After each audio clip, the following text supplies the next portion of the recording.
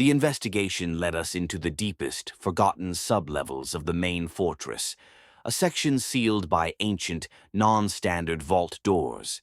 When we finally breached the third layer, the air didn't smell of dust and decay, but of antiseptic, ozone, and something raw, something terribly alive. That's where we found him, Dr. Victor Frankenstein. He wasn't the crude, mad scientist of old Terran legends.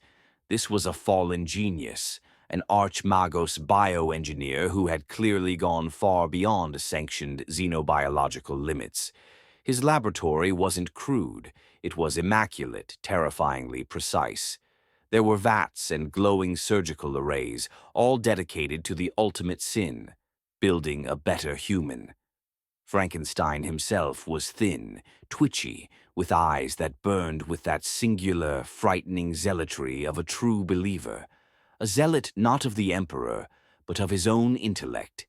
He wasn't trying to make a demon host or a mutant. He was trying to perfect the servitor process, to create a golemic life form, a being with the physical durability of a space marine, the logical processing power of a machine, but with a fully sentient consciousness that was not tied to the flawed, messy biology of man. He called it the Prometheus Golem. He had been harvesting genetic material for decades, including, the dossiers later revealed, the frozen tissue of fallen Astartes legions that he had managed to pilfer from forgotten crypts. When my guardsmen and I entered, Frankenstein didn't fight. He was too consumed by his work to notice the muzzle flash of a laser gun. He just pointed with a thin, manic finger towards a vast, translucent stasis tank. And there it was, the Golem. It was enormous, nearly 3 meters tall, its musculature a horrific mosaic of expertly grafted tissues, held together by chrome staples and thick, pulsing bio-wires. It was unmistakably human in form, but exaggerated, monstrous, and yet, somehow, pure. No unnecessary limbs, no chaos corruption. Just a terrible, logical construct of pure, optimized physicality. "Look, Commissar," Frankenstein hissed, his voice cracking with pride. "Perfection. It requires no faith, no ritual, only logic and power. A servitor with a soul that is mine to command." It was heresy on so many levels it made my head swim. Xenos technology was likely involved, certainly unsanctioned experimentation on human tissue, and the direct theft of Astartes gene seed material. The moment was frozen. Frankenstein basking in his creation, me raising my bolt pistol to end the madness, and the Golem slowly opening its eyes inside the tank. That's where the plan failed. The eyes. They weren't the blank, dead eyes of a servitor. They were intelligent, deep, and instantly filled with a terrible, absolute horror.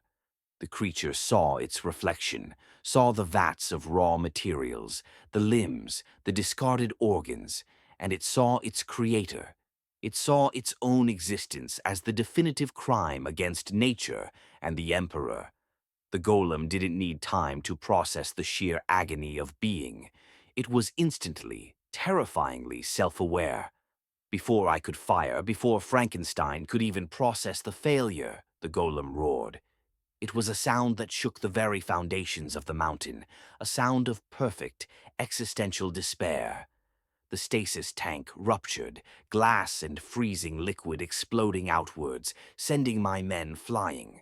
The creature, immense and dripping, stood in the ruins. It moved with the impossible speed and strength of its composite genetics, a grim, biological apotheosis. It didn't attack us immediately. It went straight for its creator. Frankenstein, screaming for his life and his perfect creation, was swatted aside like a fly. The creature, the Golem, didn't want death for the doctor. It wanted comprehension. It wanted the answer to why. It simply grabbed the doctor and vanished into the labyrinthine tunnels of Acheron 5. A terrible, immense thing, built from the finest components of war, now loose and driven by nothing but the purest, most desperate human pain. My initial report was a nightmare of bureaucratic jargon. Unsanctioned biomagos encountered. Subject A, Prometheus Golem, exhibiting post-servitor sentience and extreme hostility towards Imperial authority figures. Threat classified as alpha-level bioheresy.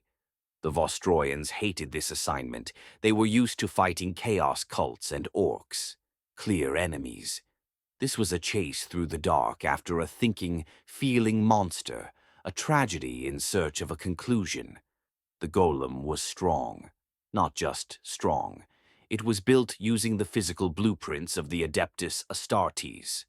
Lasgun fire barely bothered it. It could tear through plasteel bulkheads like paper. But it wasn't a berserker. It was running a program of singular purpose. Find peace, and its only path to peace was through the total obliteration of its creator and the system that allowed its creation. It was a sentient, biomechanical, anti-imperial missile. We tracked them through the ventilation shafts and the ancient armory depots. The golem never stopped. It was carrying Frankenstein, keeping him alive, using his technical knowledge to navigate and evade us. It was a gruesome, unwilling partnership. The creature needed its creator to understand its pain. Frankenstein needed his creation's strength to survive the hunt. I caught up to them in a vast, subterranean comms chamber. The golem had Frankenstein pinned against the wall, its massive, stitched-together fist trembling inches from the doctor's head. "Tell me!" The golem's voice was a low, resonant growl, strained and full of static. "Tell me why I am. Why did you curse me with sight, only to show me this abomination?" Frankenstein, always the true zealot, didn't beg. He looked at the creature with a desperate pride.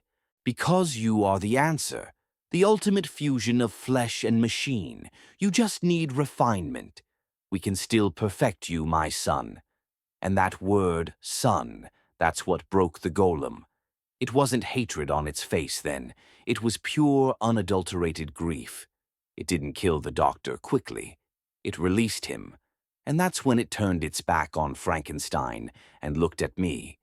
The Vostroyans were surrounding the chamber, their lasguns forming a perfect cordon of red light. "You," the golem stated, its voice low and hollow. "You are the Imperium. You are the system that allows the creation of abominations, that uses flesh as a disposable resource, that sees consciousness only as a flaw to be patched or removed." It was the most lucid and damning indictment of the Imperium I have ever heard, delivered by a monster made of dead space marine parts. And I understood it.